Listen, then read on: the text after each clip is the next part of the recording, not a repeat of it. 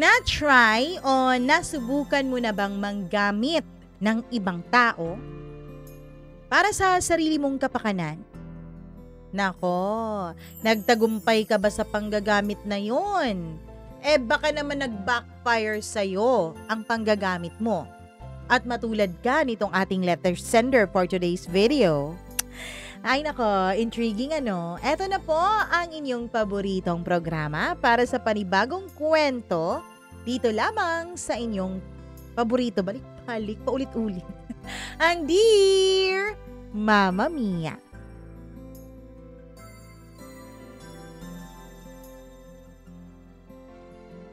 May mga punto sa ating buhay na kailangan natin ng iba para tayo ay umangat at makuha natin ang gusto nating resulta. Pero kadalasan, ang mga paggamit natin na yon ay may mga kapalit na hindi natin naiiwasan. Dear Mama Mia, ako po si Alessandra at sa puntong nagsisimula ang kwentong ito, wasak ako. Hindi lang basta wasak, durog na durog. Yung tipo ng sakit na kahit huminga ka, ay may nararamdaman kang kirot. Yung kahit nakaupo ka lang, parang may humihila sa loob ng dibdib mo. Yung kahit natutulog ka, sumisigaw pa rin ang utak mo ng bakit. At ang sagot, si Clyde. Ang lalaking minahal ko ng 5 taon. Pero nagawa pa rin niyang ipagpalit ako sa babaeng mas bago, mas bata, at mas exciting daw. Nalaman ko yun isang Lunes ng gabi. At Linggo na nang ma-realize kong hindi ko pa pala talaga tinatanggap yung kanyang mga sinabi. Kaya napadpad ako sa isang bar na hindi ko naman talaga pinupuntahan. Sabi nga, hindi naman po exciting ang personality ko. Kaya nga ako pinagpalit in the first place, 'di ba? Isang maliit na bar lang 'yon sa may lugar namin. Medyo malayo sa bahay, pero gusto ko nga kahit papaano ay makalayo man lang. Hindi masyadong maingay ang bar na yon. Hindi rin naman masyadong tahimik. Sakto lang para sa mga taong kagaya ko. Mga taong may gustong takasan kahit sandali lang. Pagpasok ko, naamoy ko agad ang halo-halong pabango, alak, pati na rin ang amoy ng lungkot ng mga taong nagtatago sa ngiti. Umupo ako sa may bar counter, Mama Mia, at kahit halatang kagagaling ko lang sa iyakan, nagkunwari akong okay lang ako. Na nandun ako para mag-enjoy. Nandun din ako para magbigay ng enjoyment sa iba. Pero kita ko sa salamin sa harap ko, hindi ako okay. Pulang-pula ang mga mata ko, maga ang pisngi ko, at bagsak ang balikat na para bang bit-bit ko ang lahat ng problema ng mundo. Habang nakatitig ako sa baso ko, biglang may tumabi sa akin.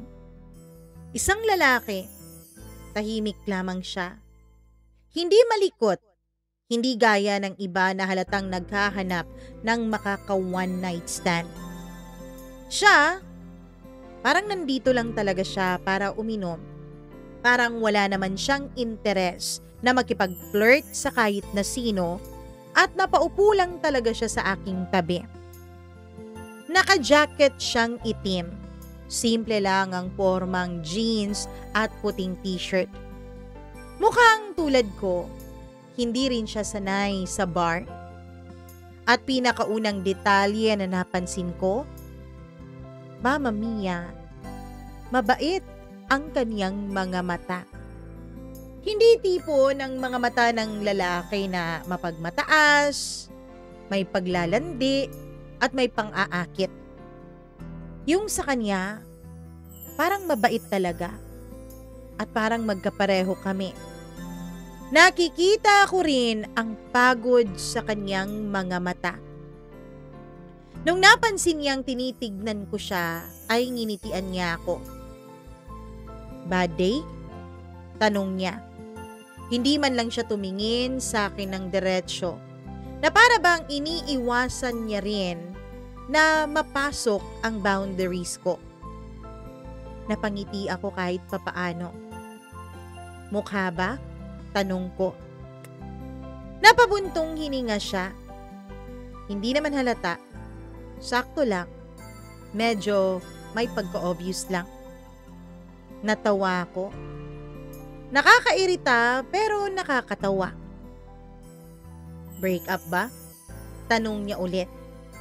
This time, nakatingin na siya sa baso at hindi sa akin.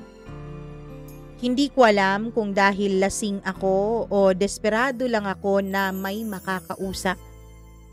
Pero tumango ako nang hindi man lang nag-iisip, Mama Mia. Masakit? Dagdag niya. Parang kamatayan. Sagot ko naman. Hindi siya ngumisi. Hindi rin siya nagbiro. Hindi rin niya ako tinapik o inunahan ng advice. Ang sabi lang niya, then you shouldn't be alone. At doon, unang beses ko siyang tiningnan ng buong buo. At doon ko talaga siya nakita ng buo, Mama Mia. Ang lalaking estrangherong ito. Ang lalaking hindi ko man lang kilala pero nagsasalita ng isang bagay na hindi nasabi sa akin ng kahit na sinong kaibigan ko nung nalaman nila ang tungkol sa pinagdadaanan ko. Tara, inom lang tayo. Hindi kita kukulitin, sabi niya. At doon nagsimula ang isang bagay na hindi ko alam na magiging simula pala ng lahat ng pagkalimot ko kay Clyde. At nang pagsisimula kong mahulog sa lalaking hindi ko naman dapat na pinapansin. Anong pangalan mo? Tanong ko. Ako? Janus. Sagot niya. Simple lang pero ang lakas ng dating sa pandinig nung kaniyang pangalan. Janus. At dun nagsimula ang gabing hindi ko makakalimutan, Mama Mia. Gabing sana ay panandalian lang. Gabi na sana ay pampatakip butas lang. Gabi na sana ay inisip ko lang na may makakausap. Gabing ginamit ko siya para makalimot. Pero ang hindi ko alam, isa pala yung gabi na magtatakda ng panibagong tao na tatatak hindi lang sa utak ko, kundi pati sa puso. Hindi ko alam kung dahil ba sa alak o dahil kay Janus mismo. Pero napapansin kong parang magaan siyang kausap. Parang kakaiba siyang kausap, Mama Mia. Hindi po siya yung tipong typical guy sa bar na may pa-pick up lines para madala ka. Na may pa, Miss, ang ganda mo para mag-isa. Gago yung boyfriend mo para iwan ka. Yung mga ganong banat na typical mong naririnig sa kahit na sinong lalaki, lalo na kapag nalaman nilang vulnerable ka at kakabreak mo lang. Siya, wala siyang mga ganong banat. Wala siyang panlalandi, Mama Mia. Kitang-kita ko at siguradong-sigurado ako na wala siyang intensyon na mali. At halata ko yun. Tahimik lang siya pero hindi naman yung awkward. Nakikinig lang siya sa mga sinasabi ko pero hindi niya ako hinuhusgahan. At ang pinaka nakakagulat, Mama Mia, hindi siya nagtanong ng kahit na anong personal na bagay lalo na tungkol sa katawan ko. Oo, hindi niya sinusubukan kung may chance ba siyang maitangay at maisama ako sa gabing yun. Walang ganun na nangyari. Samantalang kung sa ibang lalaki pa to, second sentence pa lang, alam na alam mo nang may mali siya na. Kung ibang lalaki pa tong nakatabi ko, unang beses pa lang niyang marinig, nakaka-break ko lang. Alam na alam mo na agad yung mga banat. Alam na alam mo na agad yung mga galawan. Pero si Janos, wala. Zero. As in wala talaga, Mama Mia. Gaano ba kayo katagal nung boyfriend mo? Tanong niya sa akin habang nagkukwentuhan kami. 5 years. 5 years? Tapos naghiwalay pa kayo? Bakit, ginago ka ba? Minsan, napapikit ako, Mama Mia. Pero ako yung tanga eh. Ginago na nga ako. Umulit pa talaga. Huwag mo sabihin yan. Lahat naman tayo nagiging tanga. Lalo na pagdating sa pag-ibig. Pero, matapang ka. Kasi hindi lahat kayang umamin na nagpakatanga din. Sagot niya sa akin. At dun ako unang kinilabutan dahil hindi ako sanay sa lalaking hindi nagyayabang, Mama Mia. Hindi nagmamaang-maangan. Hinawakan ko ang baso ko. Namalayan ko na lang na pangatlong shot ko na pala yun. At medyo may tama na ako. Hindi naman ako yung wasak na tama, pero yung tama na nagbibigay lakas ng loob, lalong-lalo na para mailabas ang lahat ng totoo. Hindi kasi ako mahilig uminom. Hindi naman sa virgin ako sa pag-inom, kundi hindi ko lang talaga feel ang uminom ng lagi o maramihan. Beer lang ang iniinom ko kapag may okasyon. Kaya naman dahil malakas ang ininom ko nung gabing yon, medyo may tama na rin ako. Alam mo ang weird mo, Janos. Sabi ko. Ako weird? Bakit mo naman nasabi yan? Kasi hindi ka katulad ng mga typical na lalaki. Napatingin siya sa akin.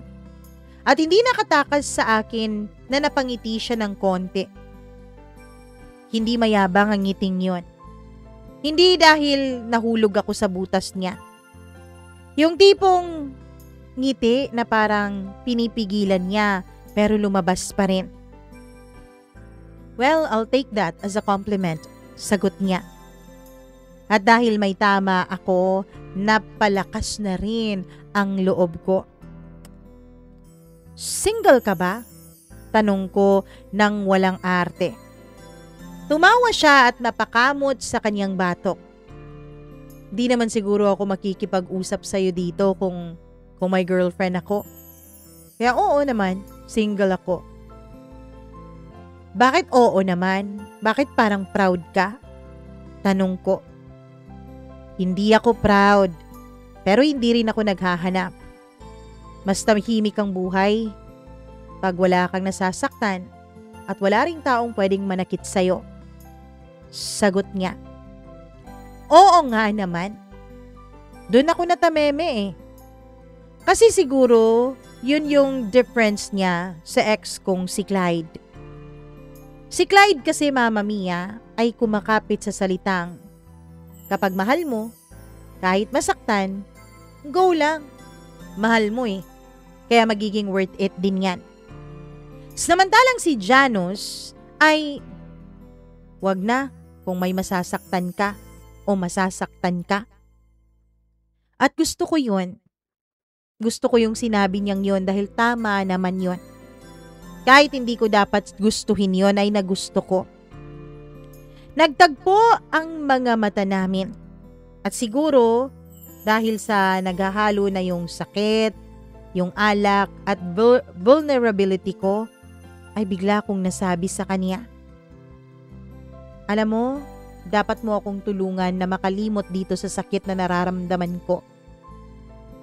Hindi ko alam kung nagulat siya Pero hindi niya ako tinitigan. Hindi niya ako hinarap. Ilang saglit pa ay tinawag ko ulit siya. Uy, Janos, did you just hear what I said? Tiningnan niya ako ng may pag-aalinlangan. Sigurado ka ba? Tanong niya. Tumango ako. At malinaw, hindi mo ako ginagamit para sa kahit anong pampapangit ha. Dagdag niya. Ngumiti ako dahil sa joke niya na yon. Natawa pa nga ako ng bahagya eh. Pero sa totoo lang, may sumundot sa loob ko, Mama Mia. May konting lungkot na gumuhit sa akin. Kasi, totoo eh, ginagamit ko lang siya. Ginagamit kita, sagot ko ng direkta. Ginagamit kita para makalimot ako. Tumikim siya, huminga ng malalim, at tumingin sa akin na para bang may bigat yung sasabihin niya. Then, if that's what you want, sana hindi ka magsisi. At alam ko kung anong klaseng babala iyon o kung bakit bigla akong kinabahan. Pero yun ang gabi na naging simula ng lahat. Ang gabing nagpasya ako na kahit alam kong mali, kakapit ako sa isang estranghero para sa pansamantalang ginhawa. Ang hindi ko alam, Mama Mia, panibagong sakit pala ang darating sa akin. Panibagong sugat pala ang tatama sa akin dahil sa ginawa ko. Kinabukasan, sobrang liwanag ng araw na para bang pinapahiwatig nito na wala ng puwang ang lungkot dito sa mundo. Pero para sa akin, ang liwanag na yon ay parang isang insulto. Para bang sinasabi ng araw na kaya mong gumising pero hindi ka pa rin makakalimot. Sa araw na yon, kahit may pasok ay hindi ako nagpunta sa opisina. Hindi ako nakikipag-usap sa mga kakilala o kaibigan. Ang ginawa ko lang ay naglakad-lakad lang sa tabi ng baybayin. Nag-iisip. At iniisip ko kung tama ba yung ginawa ko kagabi. At syempre, iniisip ko rin si Janos, Mama Mia. Hindi ko alam kung bakit ganon, pero parang nagtatago sa bawat galaw niya ang isang bagay na gusto kong mahawakan. Kahit alam kong hindi ko dapat gawin yon. Maya-maya pa ay tumawag si Janos sa akin. Hindi niya ako kinausap ng, "Kamusta ka?" o "Gising ka na ba?" Ang tawag niya ay simple lang, "Gusto mo ba ng kape?" Na para bang ordinaryong tanong lang yon. Na para bang kami ay matagal nang magkakilala at magkaibigan na komportable na kami sa isa't isa. Pero para sa akin, ang kanyang tanong na yon ay tila ipinapahiwatig niya na kung kailangan ko siya sa araw na yon, handa siyang magpagamit ulit. Handa siyang iparamdam sa akin na hindi ako nag-iisa. Kaya ang sagot ko lang ay simple, sige. Nagtagpo kami sa isang maliit na coffee shop. Doon lang din malapit sa baybayin na pinaglalakaran ko. Tahimik ang lugar, cozy, may halong aroma ng kape at tsokolate. At doon ko ulit nakita yung ngiti niya. Yung ngiti na mas maliwanag na ngayon sa aking alaala. Mas kita ko na kasi, mas ramdam ko na kasi. Siguro dahil maliwanag. At nakita kong totoo ang ngiting iyon, hindi yung ngiti na para bang nauubliga lang siyang ibigay, kundi yung ngiting hindi mapagkunwari. Gusto mo ba ng kape o tsokolate? Tanong niya. Siguro tsokolate na lang, hapon na kasi, sagot ko. Habang naghihintay ay tinignan ko siya. Pinagmasdan ko siya. Inobserbahan. Simple lang siya, Mama Mia. Nakaputing t-shirt ulit, denim jacket na medyo gusot, at pantalon na tila hindi masyadong iniisip bago isuot. Pero sa mga mata ko, para po siyang hinugot sa mga pocketbooks, Mama Mia. Siya ang pinaka-perfect na imperfection na nakita ko. Alam mo, sabi niya, medyo seryoso ang tono niya noon. Sa totoo lang, hindi ako sanay na tumatawag para lang sa mga ganito. Para lang tulungan ng isang taong kalimutan ng isa pang tao. Napangiti ako. May halong lungkot at pasasalamat ang ngiting iyon. Salamat ha. Salamat dahil kahit hindi ko hinihingi, eto ka ngayon. Nakala ko kagabi lang ang pagtulong mo sa akin para makalimot. Thank you. Gusto ko lang talagang pansamantalang mawala ang sakit. Hindi ko sinabi na siya rin ang dahilan kung bakit parang nakakalimot na yata ako kay Clyde. Na siya rin ang dahilan kung bakit naglakad-lakad ako kanina sa may baybayin.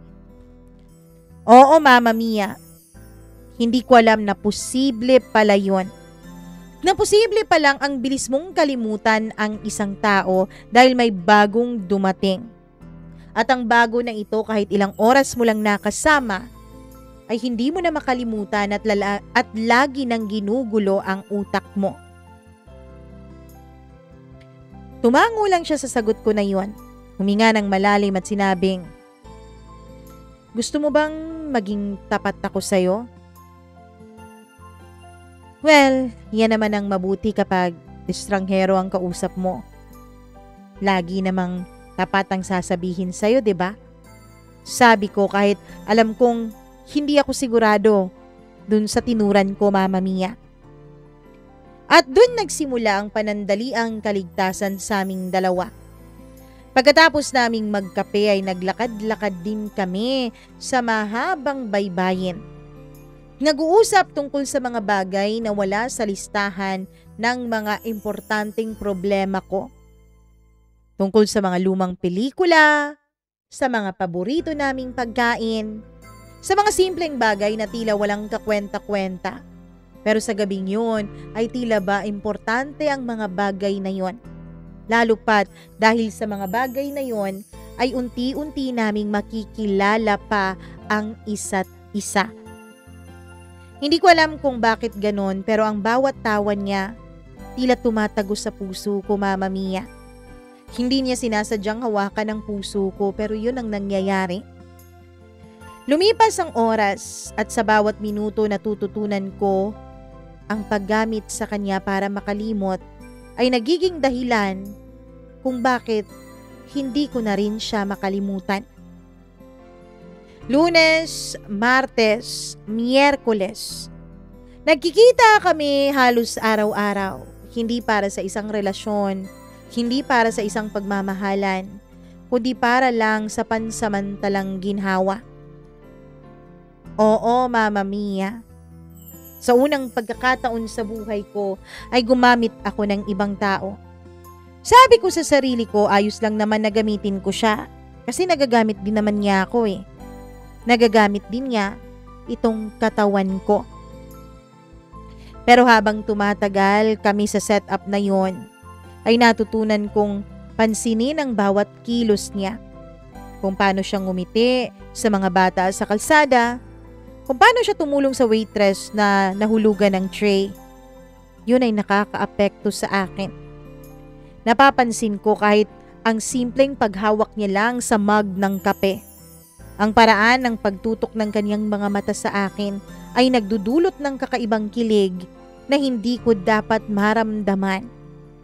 Kagagaling ko lamang sa isang breakup, kagagaling ko lamang sa isang matinding sakit, kaya hindi ako dapat basta-basta at madaling madala.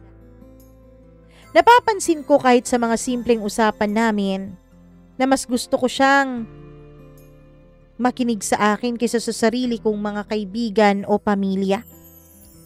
At sa bawat araw na lumilipas, may isang bagay akong natututunan, Mama Mia.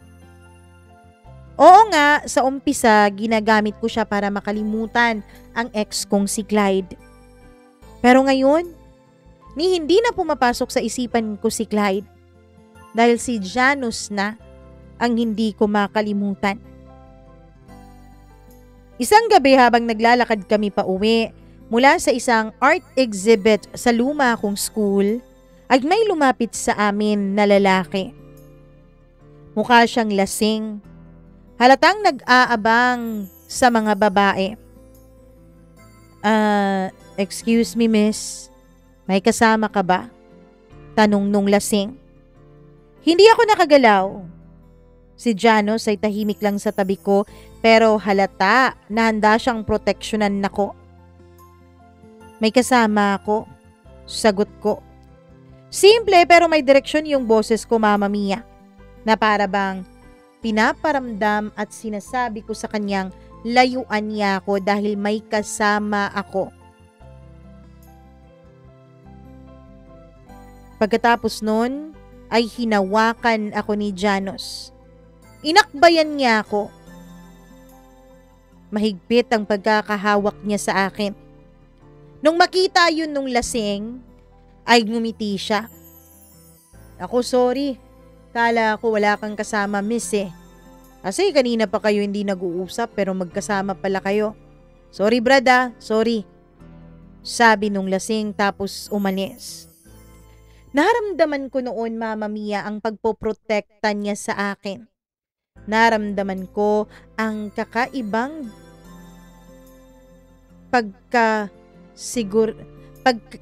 kakaibang pagkabahala pero kakaiba ring seguridad ang pinaramdam niya sa akin.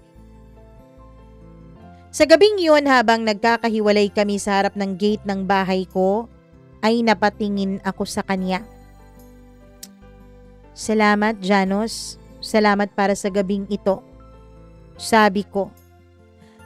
Hindi ko alam kung nahalata ba niya pero kinakabahan ako habang sinasabi ko yun, Mama Mia. Ngumiti siya.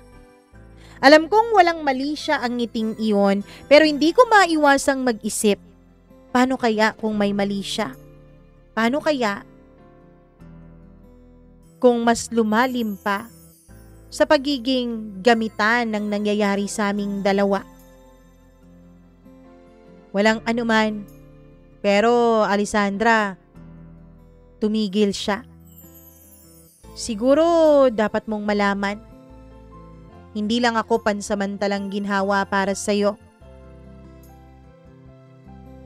Biglang tumigil ang mundo ko. Hindi ko alam kung anong sasabihin. At lalong hindi ko alam kung ano ang dapat kong maramdaman. Dapat mong malaman na hindi ka rin nag-iisa sa damdamin mo. Sabi pa niya sa akin. At yun ang gabi na hindi ko alam kung kaya hindi ko makalimutan ay dahil matatalinghaga ang kanyang mga sinasabi o dahil hindi niya direktang inamin sa akin kung ano nga ba talaga ang damdamin na tinutukoy niya. Nahalata kaya niya ang damdamin ko para sa kanya? Nahalata kaya niya na may pagtingin din ako sa kanya? O baka ang tinutukoy niyang hindi lang ako nag-iisa sa nararamdaman ko ay tungkol sa sakit na naranasan ko sa ex ko. Wala kasi siyang masyadong sinishare. Mas more na nakikinig siya kaysa sa nagsishare ng sarili niyang buhay. Ang binabahagi niya lamang sa akin, Mama Mia, ay tungkol sa mga paborito at mga hindi niya gustong mga pagkain o iba pang bagay. Pero tungkol sa personal na mga relasyon, wala pa siyang naamin sa akin. Natatakot akong magtanong. Natatakot ako kung anong damdamin ba ang ibig niyang sabihin. Dahil baka mali na naman ako. Baka mapahiya ako. Kaya tumahimik na lamang ako at ngumiti. Kinabukasan, nagising ako na may halong kaba at kilig na nararamdaman. Hindi na dahil kay Clyde. Hindi na rin dahil sa mga nakaraan namin. Kundi dahil na kay Janus.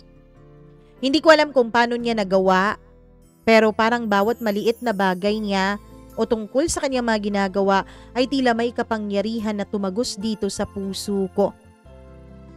Oh, Mama Mia, hindi ko alam na posible palang maging ganun kadali ang pag-move on ko. Pagpasok ko sa opisina, naramdaman ko agad ang kawalan ni Janos. Para bang may kulang. Parang may puwang sa paligid ko na alam kong siya lang ang makakabuo. Tumawag siya sa akin during lunch break. Kumain ka na ba? Tanong niya. Simpleng tanong lang pero nagpakilig ng husto sa puso ko. Nag-aalala siya baka hindi pa ako kumakain. Oo naman. Ang sarap kaya ng pagkain namin dito, sagot ko. Hindi ko alam kung bakit pero gustong gusto ko siyang kausap kahit wala namang saysay ang usapan namin. At ikaw, kumain ka na ba? Tanong ko. Gusto kong malaman kung kumain na rin ba siya o inantay niya ako. Oo, tapos na. Naglalakad-lakad lang ako. Namiss ko kasi agad yung coffee shop na pinuntahan natin kahapon. Hindi ko alam kung paanyaya yun, Mama Mia. Pero ang alam ko, lagi niyang pinapaalala sa akin na hindi niya rin basta-basta makalimutan ang lahat ng aming mga pinagsamahan. Lumipas pa ang ilang mga araw at nagsimula akong mapansin ang sarili ko. Ang bawat text niya, kahit simpleng good morning lang naman, ay nagpapasaya sa akin. Ang bawat tawag niya, kahit 5 minutong pag-uusap lang, ay nagpapagaan sa loob ko. At ang bawat ngiti niya sa akin sa personal, lalo na yung mga hindi sinasadya, ay nagpapakaba sa dibdib ko. Hindi ko alam kung ito ba'y tama. Ginamit ko siya para makalimot sana sa nakaraan, pero ngayon, siya pala ang dahilan kung bakit muling magbubukas ang puso ko sa isang pag-ibig na hindi ko alam kung may katuparan o katuturan ba. Isang gabi, dinalan niya ako sa isang maliit na rooftop bar. Tahimik doon, malamig ang simoy ng hangin at medyo tanaw mo ang buong syudad. Alessandra, sabi niya habang may hawak siyang bote ng alak. May sasabihin sana ako sa'yo. Pero hindi ko alam kung ito ang tamang pagkakataon. Hindi ko rin alam kung handa ka. Napatingin ako sa kanya. Tahimik lang. Ano yun? Tanong ko na may halong kaba. Iniisip ko, Mama Mia, kung aamin na rin ba siya na nahuhulog din siya sa akin. Huminga siya ng malalim. Tinitingnan ang ilaw ng lungsod na para bang nag-iisip kung papaano niya sasabihin sa akin ang katotohanan. Hindi lang kita tinutulungan na makalimot. Hinihintay rin kita na mahalin mo ko. Kahit hindi mo pa alam na yun ang intensyon ko. Hindi ko alam kung anong sumabog sa puso ko. Lahat ng sakit, lahat ng lungkot, lahat ng pagkalito na naramdaman ko nung niloko at pinagpalit ako ng iba. Pinagpalit ako ni Clyde sa iba. Lahat yun sa isang iglap ay tila napalitan ng init, kilig at takot. Hindi ko alam kung paano ko sasabihin sa kanya, Mama Mia. Kung paano ko aaminin sa kanya na siya ang dahilan kung bakit nagkakaroon ako ng bagong pag-asa. Hindi ko alam kung maniniwala siya kasi wala pa namang 2 linggo mula nung nagkakausap kaming dalawa.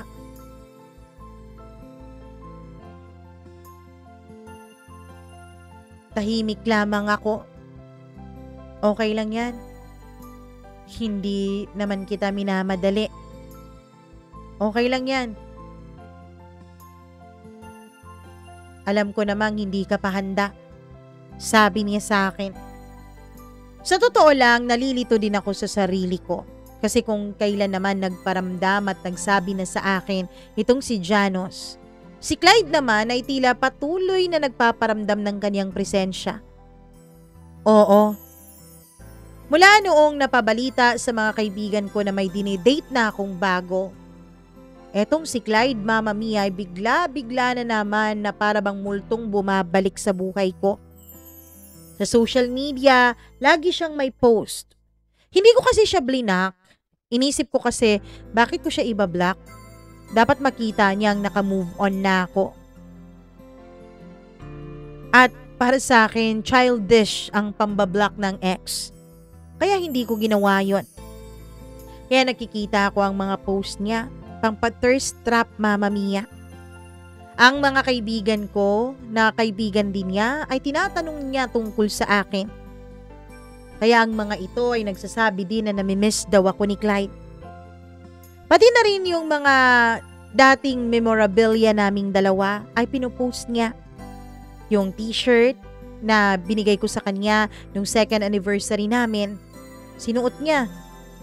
Tapos sabi pa niya dun sa caption, "I really love this shirt, especially the person behind it." Para bang nagpaparinig. Isang gabi, Mama Mia, habang nag-uusap kaming dalawa ni Janos, ay biglang nag-pop up ang isang notification sa cellphone ko at may ipinost palang story itong si Clyde. Hindi ko pa rin pala siya nakalimutan. Bulong ko. Tumingin siya sa akin. Tapos dahil umilaw ang cellphone ko ay tiningnan din niya yon. Kaya alam kong nakita niya na si Clyde ang tinutukoy ko, Mama Mia. Hindi mo naman kailangan kalimutan agad. Huwag kang mag-alala. Hindi naman ako aalis. Nandito lang ako. Mama Mia, naguguluhan talaga ako sa mga panahon na yon. Hiniisip ko na baka masyadong mabilis lang ang mga pangyayari sa pagitan naming dalawa ni Janos. Baka kaya ako nakakaramdam ng ganito ay dahil binibigay ko naman sa kanya ang katawan ko kahit wala pa kaming label dalawa. Iniisip ko, Mama Mia, na baka kaya ganito ang nararamdaman ko dahil may nangyayari na sa aming dalawa. Pero hindi naman siguro to pagmamahal agad, 'di ba? At isa pa sa lalong nagpapagulo sa buhay ko ay ang pagpaparamdam ng muli ni Clyde. 5 years din ang naging relasyon namin. 5 years din at hindi rin madaling limutin ang lahat ng mga pinagsamahan namin, Mama Mia. Lumipas pa ang mga linggo at mas nagiging intimate pa kaming dalawa ni Janos. Hindi lamang sa pisikal dahil agad naman kaming naging intimate sa unang gabi pa lang ng pagkakakilala namin. Ang sinasabi kong pagiging intimate ay tungkol sa damdamin. Lagi kaming naglalakad sa mga park, nagkwekwentuhan tungkol sa aming mga pangarap. Nagbabike din kami, Mama Mia, nagtatawanan sa bawat maliit naming napag-uusapan. Nagkakape kami lagi sa mga tahimik na coffee shop. Nagbabahagi ng mga sikreto na hindi namin nasasabi o hindi ko pa naaamin kahit kanino. At bawat sandali na magkasama kami, hindi ko alam kung kaya ko ba nakakalimutan si Clyde ay dahil mahal ko na itong si Janos, o baka nag-e-enjoy lang ako sa binibigay niya sa aking atensyon gaya ng ibinibigay ni Clyde sa akin noon. Hanggang sa lumipas ang mga linggo, napansin ko, Mama Mia, na unti-unti na talaga akong nagbabago. Unti-unti na kinikilig na ako kay Janos. Unti-unti na yung mga memorya sa puso ko na dati ay kay Clyde, ngayon ay napapalitan na ni Janos. Hindi ko inaasahan na ang taong dapat ay gagamitin ko lang sana ng isang gabi para pansamantalang makalimot sa nakaraan kong masakit. Siya pala ang tao na makakasama ko halos araw-araw magmula nung gabing nagkakilala kaming dalawa. Hindi ko inaasahan na isang gabi habang naglalakad kami pa uwi, Mama Mia, ay bigla niya akong kinausap.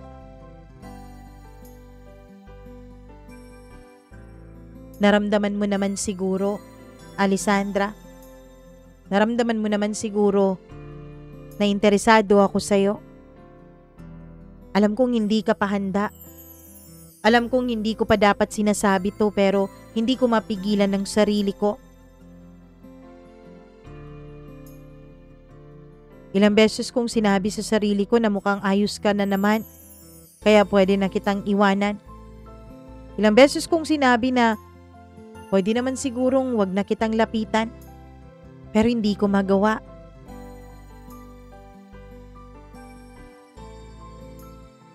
Nahuhulog na ako sa'yo. Tumigil ako sa pagkilos. Parang huminto ang mundo ko at hindi ko alam kung anong sasabihin ko. Ang puso ko, Mama Mia, ay sabay na nakaramdam ng pagkalito at kilig. Janos, hindi ko alam. Bumulong ako na halos pati ako ay hindi na marinig yung mga bulong na yon. Hindi ko dapat maramdaman to pero hindi ko rin kayang itanggi. Alessandra, hindi kita minamadali. Ang gusto ko ay mahalin mo ko, hindi para makalimot ka sa nakaraan mo, kundi para maramdaman mo na sa kabila ng lahat ng mga nangyari sa'yo, kaya mo pang magmahal ulit. Mama Mia, sa totoo lang, hindi madali. Hindi pwedeng instant, lalong-lalo na ang mga ganitong bagay. Although, parang instant naman na may nangyari sa amin eh. Si Clyde ay patuloy na dumadalaw sa mga alaala ko. Oo, may mga pagkakataon na kapag napupunta ako sa mga lugar na dati naming pinupuntahan, may mga pagkakataon na kapag tinatanong ako ng mga kaibigan ko kung kumusta na ako dahil pinapakamusta daw ako ni Clyde. Pati na rin sa bawat larawan na pinupost niya, lalong-lalo na yung mga alaala naming dalawa, ay hindi ko maiwasan na isipin siya. Paano ko siya hindi iisipin? Siya yung taong akala ko dati ay makakasama ko na habang buhay pero hindi pa rin pala. May mga gabi na natatakot ako, Mama Mia. Paano kung hindi naman talaga pagmamahal ang nararamdaman namin ni Janos sa isa't isa? Paano kung na-overwhelm lang kami? Dahil pakiramdam namin may connection na kaming dalawa. Kasi nga may nangyayari na sa amin sa kama. Paano kung hindi lang ako ang gumagamit sa kanya? Paano kung tulad ko, ginagamit din ako ni Janos? Dahil siya, wala pa siyang naikukwento sa akin tungkol sa nakaraan niya eh. Ngunit bawat beses na tinititigan ko siya, Mama Mia, hindi ko po may pagkakailang totoong-totoo ang nakikita at nararamdaman ko sa kanya. Ewan ko kung dahil lang ba ito sa ilusyon o talagang totoong tao siya para sa akin o totoong tao talaga siya. Sabi ko kay Janos, sapat na sa akin na may nangyayari sa amin. Sapat na sa akin na lagi kaming magkasama. Huwag na muna naming lagyan ng mas mahaba pang label ang kung anumang meron sa aming dalawa. I-enjoy na lang muna namin ang lahat ng aming mga pagdadaanan at pagsasaluhan ng walang halong pressure. At yun nga ang ginawa namin hanggang sa lumipas ang ilang buwan. Ang simpleng galaw niya, ang paghawak niya sa aking kamay sa ilalim ng mesa, ang pag-aalok niya ng jacket sa malamig na gabi, ang mga text ng good morning at good night, ay nagiging daan para mas lalong lumalim pa ang nararamdaman ko sa kanya. Nagkakaroon kami ng mga sandali ng tawa, kilig at minsan rin naman ay luha. Isang beses ay nagkayayaan kaming magbagyo. Mama Mia, natutunan ko sa kanya kung ano ang mga dapat mong malaman lalo na kapag backpack traveler ka lang. Oo, natutunan ko ring mag-leave sa trabaho. Kung dati-rati ay sobrang focus ako sa trabaho at hindi ko man lang maisipang i-enjoy ang leave ko dahil gusto ko ngang makuha ito ng buo as pera para makabili ako ng mga magagandang regalo para kay Clyde. Yun kasi ang love language ni Clyde eh. gifts. Kaya naman, nag-iipon talaga ako noon. Sobra-sobrang pag-iipon na halos kahit nagkakasakit ako ay nagtatrabaho pa rin ako para maibili ko siya ng mga gusto niya. PS5, kung ano-ano pa. Bongga kasi ang gustong regalo ni Clyde, Mama Mia. Mga mamahaling cellphone, mga bagong labas na mga limited edition na mga sapatos. Kaya hindi ko na-enjoy ang vacation leave ko sa trabaho. Pero nung naghiwalay kami at nung nagkakasama na kaming dalawa ni Janos, mas gusto niyang mag-leave ako. Mas gusto niyang mag-de-stress daw ako. Dahil mas gusto niyang kasama ako. Kaya may mga panahon talaga na nagli-leave ako ng matagal para makapag-out of town trip kami. Hindi pa naman namin kaya ang mga out of the country kaya out of town lang muna. At sa mga sandaling yon, lalo na kapag nag-overnight kami sa isang beach resort, ang sunrise at ang sunset, nasabay naming tinitignan habang magkahawak ang kamay ay tila ba panibagong inspirasyon para mabuhay. Iba ang pakiramdam.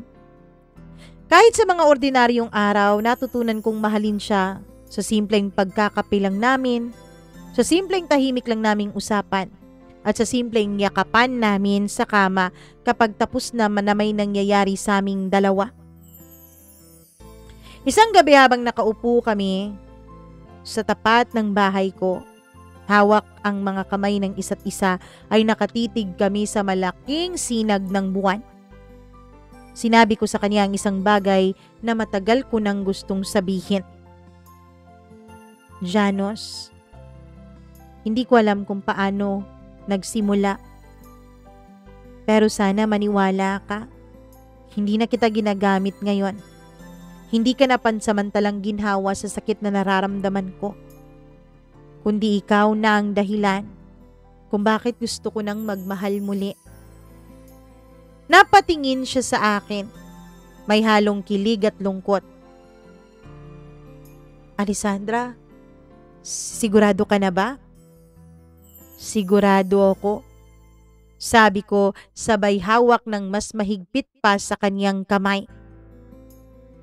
At sa gabing iyon, nagsimula ang panibagong yugto ng aking pag-ibig. Isang panibagong relasyon ang nag-umpisa. At sa paglipas ng mga buwan ay mas lalo pang lumalalim ang pagmamahal na nararamdaman namin ni Janos. Pero gaya ng sa tunay na buhay, hindi laging perpekto ang lahat. May mga araw na naguguluhan ako, Mama Mia. May mga gabi na hindi ko alam kung papaano sasabihin sa kanya o i-open up sa kanya ang lahat ng mga iniisip ko. Isang gabi, habang nakaupo kami sa balkonahin ng apartment niya ay tinitignan ko ang mga ilaw sa lungsod. Janos, mahal kita. Pero sa totoo lang, natatakot pa rin ako. Natatakot ako na baka masaktan din ako sa huli. Alessandra, wala namang kasiguraduhan ng mundo. Kaya normal lang na lahat tayo ay matakot. Natatakot tayo sa nakaraan at lalong natatakot din tayo sa hinaharap. Pero ang mahalaga lang, nandito tayo ngayon, magkasama. Mama Mia, akala ko ay panghabang buhay na rin ang nararamdaman ko kay Janos, pati na rin ang pag-ibig namin sa isa't isa. Pero isang araw nag-text siya sa akin. Alessandra, gusto kitang makita. Kailangan nating mag-usap. Agad akong nagpunta sa lugar na pinagkasunduan namin. Pero nakita ko siya. May kasamang isang babae na hindi pamilyar sa akin. Ang puso ko ay parang hinatak sa dibdib ko. Bakit sabi niya importante ang pag-uusapan namin? Pero may kasama siyang babae. Sino ang babaeng to? Bakit siya nandito? Ngunit nang lumapit siya sa akin ay napansin ko ang tunay na dahilan. Ang babae ay ang kapatid ng kaibigan niya na may kailangan dawng tulong.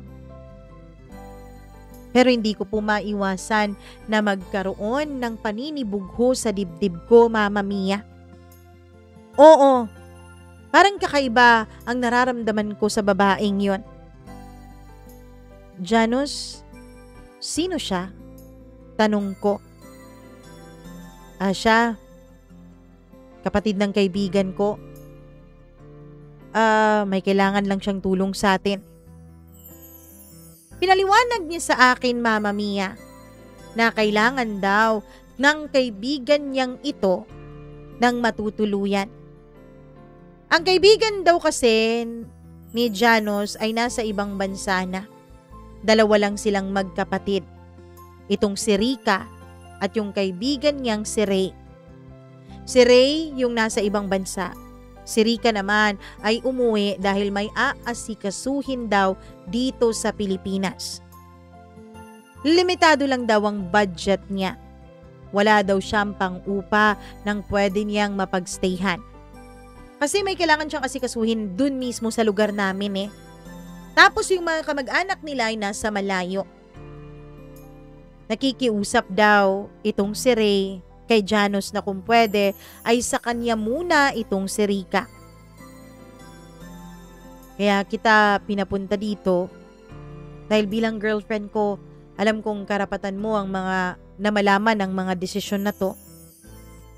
Ayos lang ba sa'yo kung sa apartment ko titira si Rica? Mama Mia, naghuhumiyaw ang puso ko.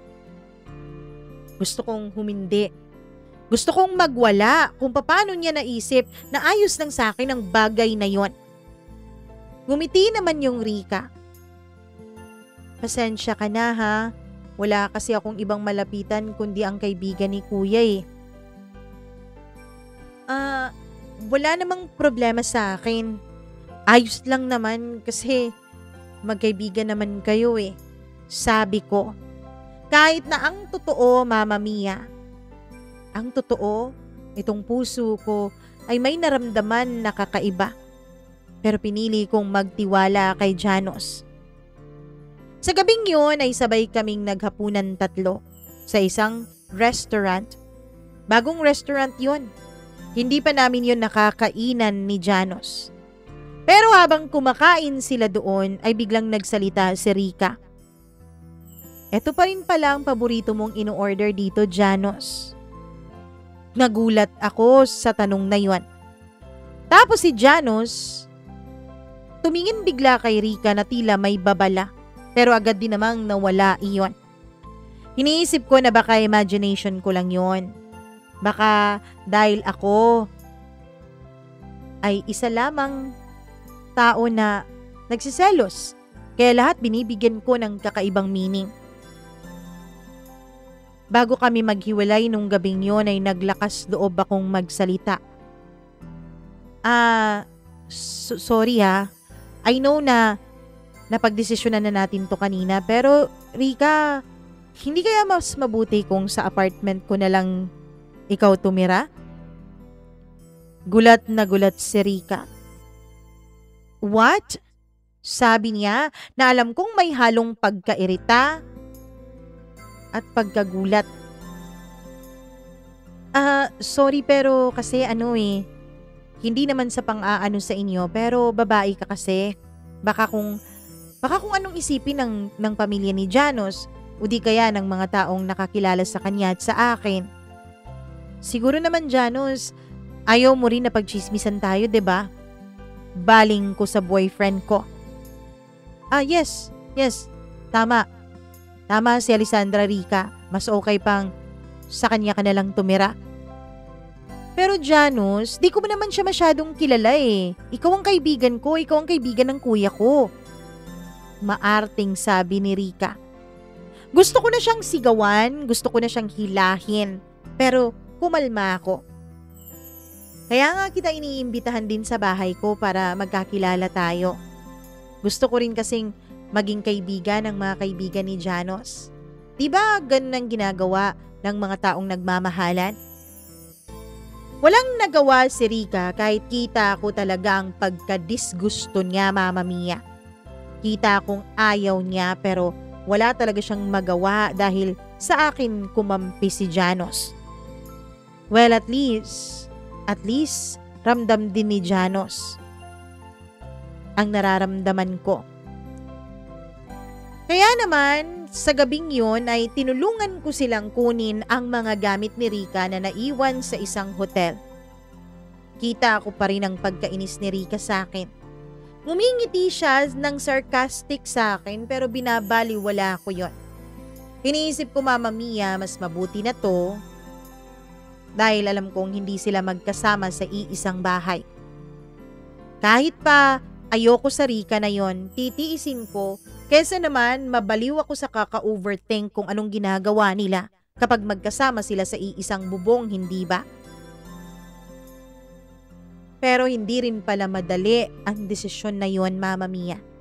Hindi rin pala magiging madali ang consequence noon.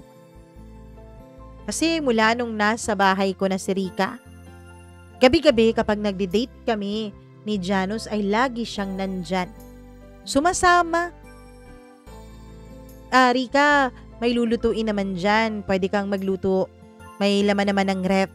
Sabi ko sa kanya nung pangatlong beses na gusto niyang sumama sa amin sa date namin ng boyfriend ko.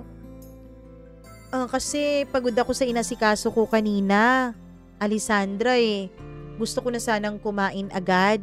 Sama niyo na ako, sabi niya. Saba na natin siya, babe. Ayos lang naman, 'di ba? Sa totoo lang, naiinis na ako. Nakakainis na parang hindi na kami nagkaroon ng private time namin ni Janos mula nung dumating si Rika. Ang totoo niyan, Mama Mia, ni wala nang nangyayari sa aming dalawa dahil laging sumusulpot itong si Rika.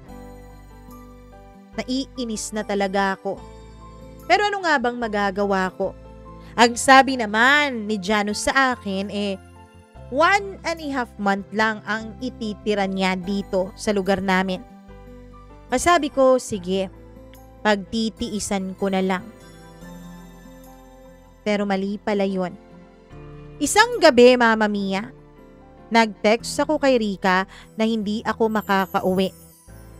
Meron kasing party sa aking mga batchmates nung high school.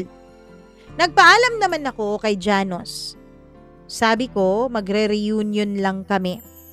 At dahil marami akong ka-close friends nung high school, hindi talaga maiwasang mapasarap ang kwentuhan. Hanggang sa nag-decide na dun na lang matutulog sa bahay ng isa naming best friends. Pero mag-aalas 11 na nung umuwi kami sa bahay nila. Hindi kami kasya dun sa bahay nila dahil ang dami namin. Nakainom pa halos lahat at ako bilang hindi naman talaga manginginom, uminom lang ako nung nagkakilala kami ni Janos, kaya ako yung hindi lasing sa amin. At dahil hindi ako makatulog dahil sobrang aligaga nung mga lasing, kahit mag-aalas 12 na noon ng madaling araw, nagdesisyon po akong umuwi na lang. Nagpaalam ako sa friend ko. Uy, sigurado ka ba? Ihahatid sana kita kaya lang, lasing na rin ako, girl . Huwag kang mag-alala, mag-grab na lang ako, sabi ko. At yun nga, nag-book ako ng Grab. Pero hindi ko mawari ang aking nararamdaman habang bumabiyahe ako, Mama Mia. Para akong kinakabahan na ewan. Hindi ko alam pero yun yung eksaktong naramdaman ko dati nung unang beses kong mahuli si Clyde na may ibang babae. Wag naman sana, sabi ko sa sarili ko. Baka dala lang to ng mga napag-usapan namin kanina sa reunion. Meron kasi kaming mga friends na nagsishare ng mga paghihiwalay nila ng kanilang mga partners o asawa dahil sa cheating. Kaya siguro nanumbalik sa akin ang pakiramdam na yon. Pero Mama Mia, pagdating ko sa bahay, nagulat ako dahil sa labas ng pinto ay nandoon ang isang pares ng sapatos panlalaki. At kilalang kilala ko ang sapatos na yon. Alam ko kung sino ang may-ari ng sapatos na yon. Walang iba kundi si Janos. At anong ginagawa niya? Anong ginagawa niya dito? Magmamadaling araw na. Dahil may susi ako ay hindi na ako kumatok. Agad ko nang binuksan ang pintuan ng apartment ko. Hanggang sa marinig ko ang mga ungol. Ungol ng isang babaeng nasasarapan sa ginagawa ng isang lalaki sa kanya. At nagulat ako, Mama Mia. Dahil si Janos at si Rica ay nakita ko sa mismong kama ko sa apartment ko. Nabitawan ko ang bag na dala ko. Dahilan para magulat silang dalawa. Babe, Alessandra? Gulat na tanong ni Janos. Unang beses kong nakita si Janos na may takot sa kanyang mga mata. Never ko siyang nakitang natatakot eh. Ngayon lang, Mama Mia. Si Rica naman ay ngumiti. Halata mo talagang plinano niya ang lahat. Nung iginala ko ang mga mata ko ay nakita kong ang daming alak sa paligid. Kita ko rin sa mga mata at mukha ni Janos na nakainom siya. Anong ibig sabihin nito? Tanong ko nung nakabawi na ako sa pagkagulat. Hindi pa ba obvious? May ginagawa kaming dalawa ni Janos.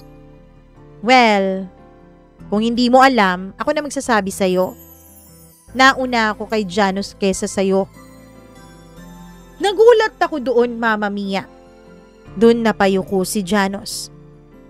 Anong ibig sabihin nito, Janos? Anong nauna siya sa akin? At bakit dito pa talaga sa apartment ko? Sigaw kong tanong. Doon ay humingi ng tawad si Janos sa akin. I'm sorry. Patawarin mo ko. Hindi ko naman sinasadya, Alessandra. Anong hindi mo sinasadya? Sabihin mo sa akin ang totoo. Sigaw ko. Si Rica ay ex-girlfriend ko. Na ngayon ay magiging girlfriend na niya ulit. Singit pa ni Rica. Ex-girlfriend mo? Tapos gustong makitira sa'yo? Ano ba? Sa umpisa pa ba? Lolokohin niyo na ako? Hindi ganun yun. Naghiwalay kasi kami ni Rica dahil nakahanap siya ng iba. Kaya ako nakarelate sa'yo nung unang araw na nagkita tayo. Akala ko hindi na babalik dito si Rica. Akala ko mananatili na siya sa Canada. At ngayong bumalik siya. Nanumbalik ang nararamdaman niyo sa isa't isa, ganun ba? Sorry. Patawarin mo ko. Sa sagot na yun ni Janos, dun ako nawasak, Mama Mia.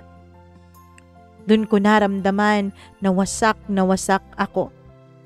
Nasaktan din naman ako sa ginawa ni Clyde pero kakaibang sakit tong ginawa sa akin ni Janos. Kasi alam niya eh. Alam niya ang nararamdaman ko. Alam niya ang mga pinagdaanan ko pero inulit pa rin niya ang lahat.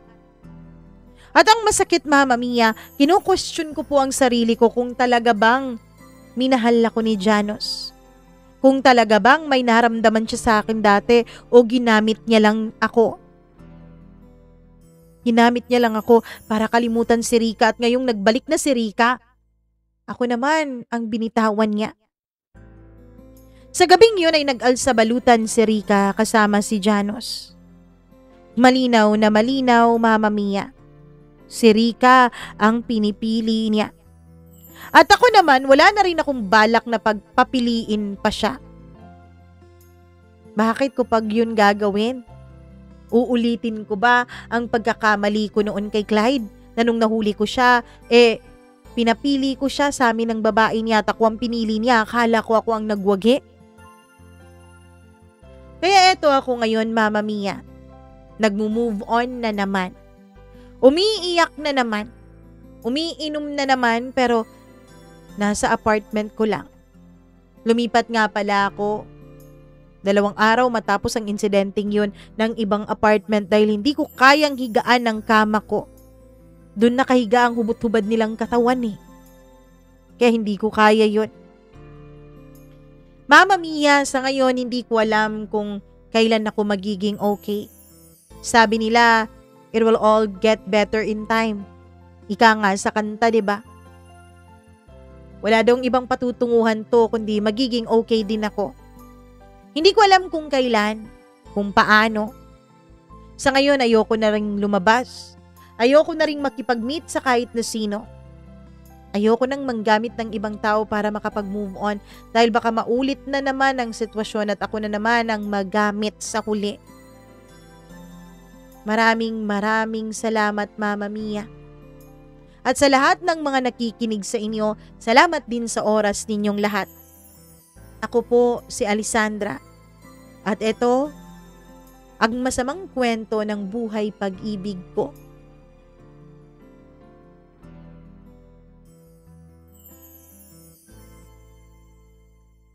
Di ko alam kung tatawagin kitang malas girl. Siguro hindi. Dahil alam ko naman na may darating din sa'yo. Hindi ko alam kung lalaki, kung tao. Pero may darating din sa'yo na blessing mula kay Lord pagkatapos ng lahat ng mga pinagdaanan mo. Tama yung ginagawa mo. Mag-move on ka mag-isa mo. Huwag kang manggamit ng ibang tao. Huwag mong gamitin ang katawan mo para makaramdam ng panandali ang init, manandali ang aliw, para lang makalimot sandali. Kasi tayong mga babae, hindi tayo sanay sa mga ganyan eh. Hindi tayo sanay sa, well, porke na lang sa iba ha. Hindi ko naman nilalahat. Pero mostly sa ating mga babae, hindi kasi tayo nagkikipagtalik basta-basta. 'Di ba? Hindi natin binibigay ang ating mga katawan para lang sa init. Kundi talagang may damdamin tayo sa isang lalaki. Kung wala man tayong damdamin tapos binigay natin, ay siguradong magkakaroon ng damdamin day. Kaya dapat wag nating basta-basta ibigay yung 'di ba? Wag. Kasi maa-attach ka talaga. Iisipin mo na, ay laro lang to, ay wala lang to. Hindi mangyayari yun. Kasi maa-attach ka talaga. Ganun tayong mga babae eh. Kaya wag nating gagamitin ang ating mga katawan para makalimot. Pero kung ginagamit mo, edi, ko bahala, katawan mo naman yan. Ang sa akin lang, advice. Unsolicited advice na, wag. 'Di ba? Kasi mahuhulog ka talaga. Lalo pa kung araw-araw. Kung siguro one night stand tapos kinabukasan wala na yon. Pero kung nagkikita pa kayo, nagkakamustahan, nagkaka-text, nagkakatawagan, ay maaano ka talaga. At syempre dun sa mga tao, hindi lang to sa mga lalaki o babae, sa lahat, wag na wag papasok sa isang relasyon kung hindi pa naman talaga sigurado. At wag na wag niyong guguluhin ang buhay ng isang tao, lalo kung hindi kayo sigurado sa kanya, lalo kung may minamahal pa kayo. Kahit yung minamahal niyo ipatay na, o nasa kabilang buhay na, o nasa kabilang mundo na, nasa Mars na, kahit pa, masasabi niyo, wala na naman siya dito, kaya kailangan ko na magmahal ulit. Pwede naman yon, pero wag mong gawing relasyon o karelasyon kapag hindi ka pa sigurado talaga. Dapat, kapag magkarelasyon na, mahal na, 'di ba? Hindi yung may mahal ka palang iba. Mas okay pa nga yung kahit hindi mo masyadong mahal, basta gusto mo lang, basta wala kang minamahal sa loob, makipagrelasyon ka, mas okay pa 'yon. Kasi mas mahirap magmahal ng iba kapag itong loob may laman pa. Ganun. Kaya sana, wag kayo mandamay ng ibang tao. Por santo naman, Anyways, maraming salamat sa inyong pakikinig nitong sulat at kwento ni Alessandra. Syempre, kung nagustuhan niyo ang kwentong ito, share and like this video. At mag-subscribe na rin kayo dito sa ating channel. Syempre, kung may sariling kwento at gustong mag-share, ayan po ang ating email address, mamamiacdo00317@gmail.com. Bago tayo umalis ng tuluyan for today, hello muna ako sa ating mga suking tagapakinig. Maraming salamat kay Skybench, ang pinakabago nating member, kay K2G Minisound, kay Colin Bueno, Diane Martinez, Evelyn Kawit, Maria Elena Abe, Murin Tugab, Gimaras Girl, Easy Gale, Mila Raduban at Freaky. Thank you very much sa inyong panonood at pakikinig. At syempre, hello din ako sa ating mga suki. Hi kay Charlene Baclohan. Gail Easy, happy Monday din sa'yo. Monday kasi, Monday ko ito na-record Oh, Friday na ngayon. Hi din ako kay Madonna Frias, kay Christina Sison, Alcura Ukit, Leonida Ramirez, Ruby Ramos, Rosalie, Joylyn Espinosa, maraming salamat. Hello din kay Bon Simangot Channel, Arlene Marino, maraming thank you. Joanne Parinio, Lovely No Feel, at sa lahat ng mga tagapakinig natin, thank you so much for dropping by and for staying this long. Ako si Mama Mia. Ingat kayo palagi. Mwah! I love you. Bye!